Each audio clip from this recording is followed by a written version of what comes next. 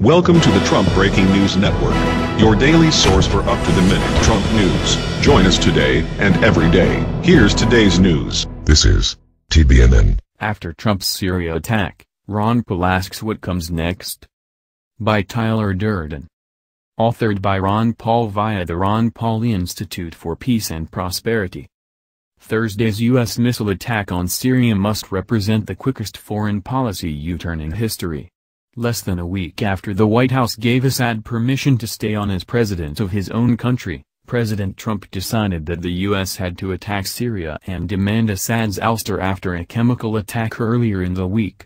Trump blamed Assad for the attack, stated that something's going to happen in retaliation, and less than 2 days later he launched a volley of 59 Tomahawk missiles, at a cost of $1.5 million each, onto a military airfield near where the chemical attack took place. President Trump said it is in the vital national security interest of the United States to attack Syria over the use of poison gas. That is nonsense. Even if what Trump claims about the gas attack is true, and we've seen no evidence that it is, there is nothing about an isolated incident of inhuman cruelty thousands of miles from our borders that is in our vital national security interest. Even if Assad gassed his own people last week, it hardly means he will launch chemical attacks on the United States even if he had the ability, which he does not. From the moment the chemical attack was blamed on Assad, however, I expressed my doubts about the claims. It simply makes no sense for Assad to attack civilians with a chemical weapon just as he is winning his war against ISIS and al-qaeda and has been told by the U.S. that it no longer seeks regime change.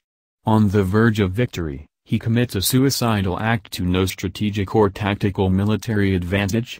More likely the gas attack was a false flag by the rebels, or perhaps even by our CIA, as a last-ditch effort to forestall a rebel defeat in the 6-year war. Would the neocons and the mainstream media lie to us about what happened last week in Syria? Of course they would. They lied us into attacking Iraq, they lied us into attacking Gaddafi, they lied us into seeking regime change in Syria in the first place. We should always assume they are lying. Who benefits from the U.S. attack on Syria? ISIS, which immediately after the attack began a ground offensive. Does President Trump really want the U.S. to act as ISIS's air force? The gas attack, which took some 70 civilian lives, was horrible and must be condemned. But we must also remember that U.S. bombs in Syria have killed hundreds of civilians.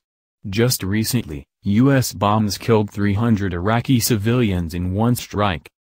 Does it really make a difference if you are killed by poison gas or by a U.S. missile?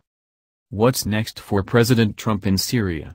Russia has not backed down from its claim that the poison gas leaked as a result of a conventional Syrian bomb on an ISIS chemical weapons factory. Moscow claims it is determined to defend its ally, Syria. Will Trump unilaterally declare a no-fly zone in parts of Syria and attempt to prevent Russian air traffic? Some suggest this is his next move. It is one that carries a great danger of igniting World War III. Donald Trump's attack on Syria was clearly illegal. However, Congress shows no interest in reining in this out-of-control president. We should fear any U.S. escalation and must demand that our representatives prohibit it. If there ever was a time to flood the Capitol Hill switchboard demanding an end to U.S. military action in Syria, it is now. That's the news. Join us here every day. Be sure to subscribe and click the bell. See you next time. This is TBNN.